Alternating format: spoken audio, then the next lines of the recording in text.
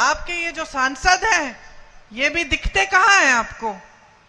आपको जब जब दिखते हैं तो कहीं सूट बूट में पहने हुए, कहीं दिल्ली के बड़े होटलों में या दिल्ली के बड़े महलों में बड़े बड़े सेठों के साथ आपके बीच आते हैं। और ये क्या, मोदी जी खुद नहीं आते हैं? मोदी जी की जो सांसदीय क्षेत्र है वाराणसी, वहां मैं आती जाती हूं। वहां पूछिए, किसी गांव में नहीं गए, किसी से हालचाल नहीं पूछा। तो ये इनकी जो राजनीति है, जो विचारधारा है, एकदम अलग है। एक थी इंदिरा गांधी, प्रधानमंत्री थी, अपने एक संसदीय क्षेत्र में गांव गांव जाकर जनता से मिलती थी, पैदल जाती थी, जनता डांट देती थी, उन्हें कोई परवाह नहीं थी। डांट खाती थी, कहती थी अच्छा है, जागरूक है ये जनता, और दिन रात काम करती थी। शहीद हुई तो शायद आपको मालूम नहीं होगा, जब शहीद हुई तो मेरे पिताजी को उनके कमरे में एक पर्चे पे लिखा मिला कि अगर मुझे कुछ हो जाएगा तो जब मेरे अंतिम संस्कार होंगे तो मेरी जो अस्थि है वो संगम में, इलाहाबाद में, आधी वहां डाल देना और आधी हिमालय के पर्वतों पे डालना, क्योंकि मैं हिमालय के पर्वत में जो बर्फ है उसके साथ मैं घुलना चाहती हूं। एक ये विचारधारा कि ये देश है मेरा, ये देश की धरती है, मुझे इस देश की धरती में घोल डालो। और दूसरी विचारधारा कि देश की जनता की आवाज है, देश की जनता एक सरकार को चुनती है और आप 100-100 करोड़ दे देकर विधायकों को चोरी करके उस सरकार को गिराने में लगे हैं, और फिर आप धर्म की बात करते हैं। महंगाई बढ़ती चली जा रही है, आपके मुंह से महंगाई शब्द नहीं निकलता। बेरोजगारी चरम पे है, आप कह रहे हैं कि अर्थव्यवस्था मजबूत हो गई है। मोदी जी आते हैं, आपको बड़ी बड़ी बातें सुनाते हैं, और सच्चाई क्या है? सच्चाई यह है कि आज देश में 70 करोड़ लोग बेरोजगार हैं। सच्चाई यह है कि आज का नौजवान शिक्षित है, कि गरीब से गरीब परिवार आज चाहता है कि पहले मेरे बच्चे की पढ़ाई पूरी होनी चाहिए। वो उसके लिए मेहनत करता है, खून पसीना बहाता है, कर्ज लेता है, कुछ भी करता है। तो तमाम बच्चे आज शिक्षित हैं, किसी की बीटेक, किसी की बीएससी, शिक्षित है, लेकिन किसी के पास रोजगार नहीं है, नौकरी नहीं है। तो आप सोचिए, जो परिस्थितियां मोदी जी ने 10 सालों से इस देश में बनाई है क्या है? लोकतंत्र का नाम और निशान नहीं रहा। जहां सरकारें चुनी जाती हैं वहां गिराई जाती हैं धन बल से। जहां लोग उठते हैं, अपनी आवाज उठाते हैं, प्रदर्शन करते हैं, किसानों की तरह उन्हें दबाया जाता है। नौजवानों की यह परिस्थिति हो गई है कि कोई किसी को रोजगार मिलने की आशा भी नहीं है। अग्निवीर जैसी स्कीम लाते हैं, अग्निवीर जैसी स्कीम जिससे बच्चा सेना में जाएगा देश की रखवाली करने के लिए, 4 साल बाद घर आके फिर से बेरोजगार हो जाएगा। शहीद होगा तो शहीद का दर्जा भी नहीं मिलेगा, माता पिता को शहीद का पेंशन भी नहीं मिलेगा। जो अधिकारी हैं हमारे, उनको देखिए, जो सेना में काम करते हैं उनको देखिए। ओआरओपी की स्कीम कांग्रेस पार्टी लाई, 1 रैंक 1 पेंशन। इन्होंने क्या किया? 1 रैंक और अलग अलग पेंशन। जिसको चोट लग जाएगी सीमा पे, टांग कट जाएगी या कुछ हाथ पैर खो देंगे, उनके लिए कोई पेंशन ही नहीं छोड़ा, हटा दिया वो पेंशन। अलग अलग पेंशन बना दिए। शहीद, अगर अग्निवीर शहीद होता है तो इसके लिए कोई पेंशन नहीं। कोई और अफसर शहीद होगा, बड़े घर का होगा, तो उसके लिए पेंशन सही। तो हर स्तर पर, हर जगह इन्होंने जनता के साथ विश्वासघात ही किया है। महंगाई बढ़ती जा रही है, रोकने के लिए कोई इंतजाम नहीं है। हम जहां जहां हमारे प्रदेश हैं, यहां पे आपके लिए 1500 रुपए महिलाओं के खातों में ये शुरू कर रहे हैं हम काम। अलग अलग प्रदेशों में हम 2-2 हजार रुपए डलवा रहे हैं, कर्नाटका में, तेलंगाना में भी डलवा रहे हैं। तो जहां जहां हम राहत पहुंचा सकते हैं, कांग्रेस की सरकारें, कांग्रेस के नेता राहत पहुंचाने का काम कर रहे हैं। और जहां जहां मुसीबतों को बढ़ाने का काम है, वहां आपको भाजपा के नेता मिलते हैं, क्योंकि उनका एक ही मकसद है सत्ता किसी भी हालत में किसी भी तरह से अपने हाथों में रखना।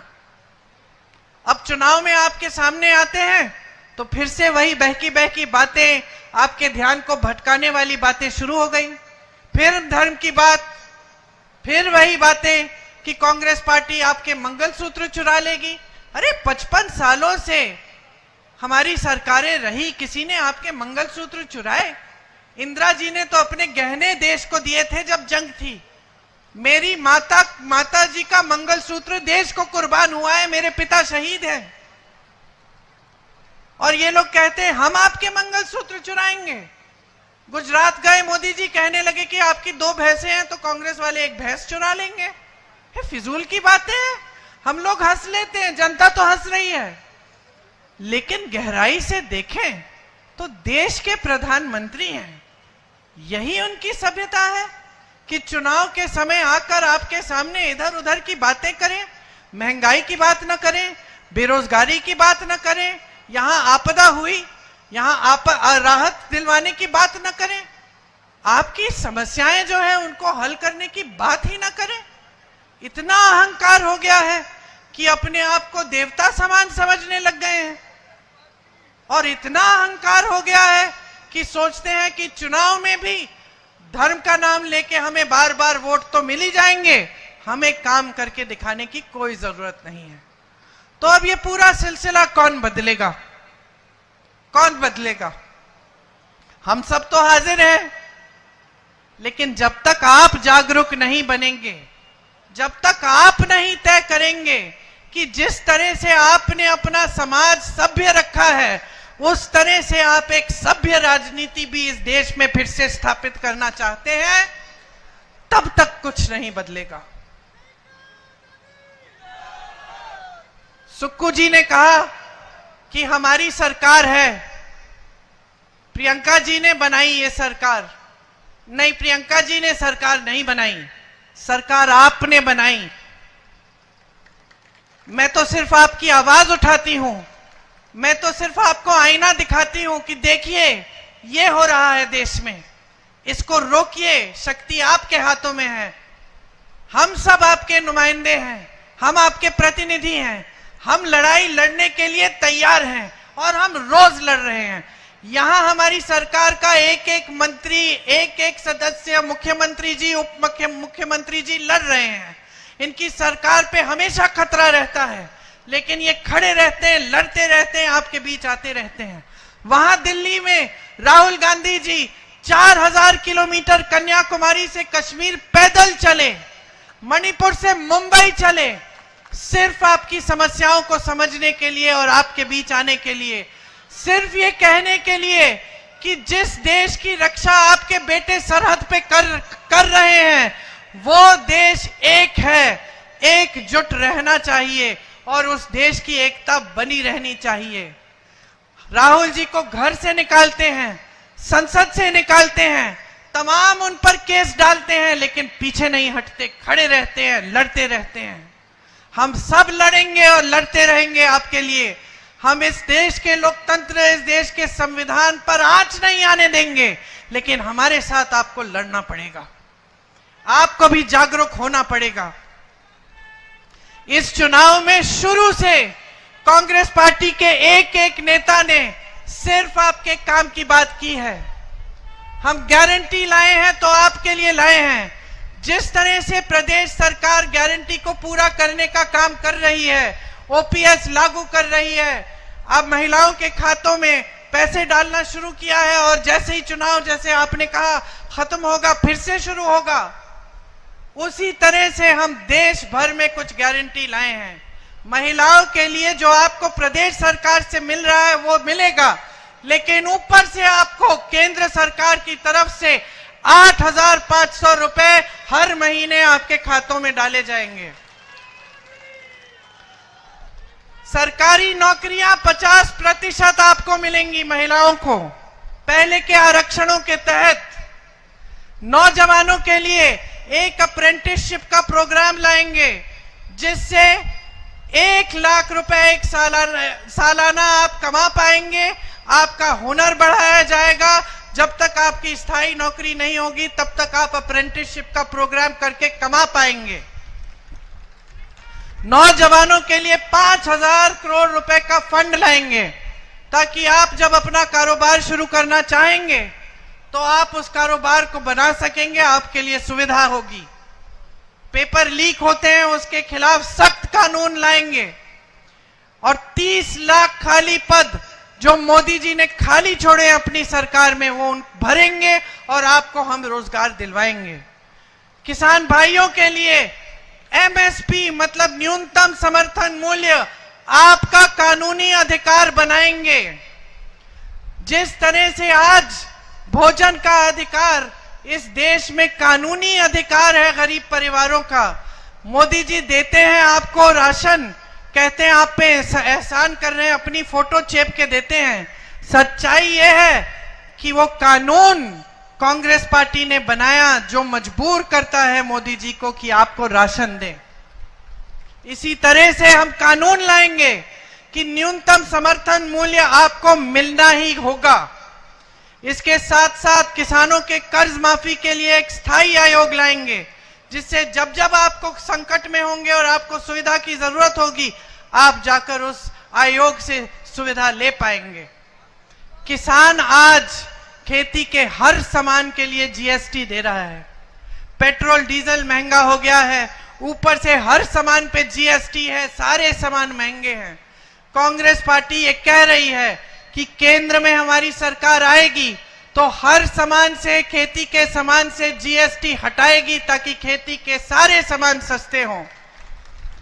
आज सारे कोल्ड स्टोरेज अडानी जी के हैं, सेब का दाम अडानी जी तय कर रहे हैं, आपको उपज का सही दाम नहीं मिलता। ऊपर से मोदी जी ने जो अमेरिका से सेब आता है उस पे टैक्स कम कर दिया और यहां आप जीएसटी पे जीएसटी भर रहे हैं। इसीलिए जब खेती के सामानों से जीएसटी हटेगा तो सब किसानों का फायदा होगा। और जिस तरह से इन्होंने सिर्फ खरबपतियों के लिए सरकार चलाई है उसी तरह से हम सिर्फ जनता के लिए, सिर्फ आपको अपने पैरों पे खड़े होने के लिए सरकार चलाएंगे। मजदूरों को आज शोषण होता है। हमने तय किया है कि देश भर में प्रतिदिन जो मजदूरी है वो 400 रुपए से कम नहीं हो सकेगी। ये कानून बनाएंगे हम। और जिस तरह से हम गांव में मनरेगा लाए उसी तरह से हम शहरी मनरेगा लाएंगे ताकि शहरों में भी 100 दिन की मजदूरी, 100 दिन की जो रोजगार है वो आपके लिए पक्का आपका अधिकार बनेगा। ये जो छोटी छोटी दुकानें हैं, छोटे बिजनेस हैं, इन्होंने बहुत नुकसान झेला है मोदी जी की नीतियों की वजह से। हम चाहते हैं कि जो छोटे कारोबार हैं, छोटे दुकानदार हैं, छोटे बिजनेस हैं वो मजबूत बने, क्योंकि हम जानते हैं कि आप रोजगार दिलवाते हैं और आपकी मजबूती ही देश की रीढ़ की हड्डी बन जाती है, अर्थव्यवस्था की रीढ़ की हड्डी। हम आपको मजबूत बनाने का काम करेंगे। नोटबंदी और जीएसटी जैसी जो फिजूल की नीतियां हैं जिन्होंने आपकी कमर तोड़ी है, उन सबको हम आपके लिए दुरुस्त करेंगे ताकि आपके कारोबार फिर से अच्छी तरह चल पाएं। ये सब काम हम आपके लिए करना चाहते हैं, लेकिन एक काम आपको हमारे लिए भी करना पड़ेगा। आपको जागरूक बन के अपना वोट डालना पड़ेगा। यहां उपचुनाव है, आप विधानसभा के लिए भी प्रत्याशी चुन रहे हैं और लोकसभा के लिए भी। दोनों प्रत्याशी यहां हैं आपके पास, आपके सामने आइए। कालिया जी यहां आइए। आप लड़ रहे हैं क्या चुनाव? शायद लोकसभा के जो प्रत्याशी हैं रायजादा जी वो अगली मीटिंग में चले गए हैं, लेकिन इनको भारी बहुमत से जिताइए। पूरे देश भर में दिखाइए कि जिन्होंने गलत तरीके से लोकतंत्र के साथ अपराध करके धन बल के आधार पर आपकी सरकार को तोड़ने की कोशिश की, उसका जवाब हिमाचल प्रदेश की जनता दे रही है। दिखा दीजिए पूरे देश को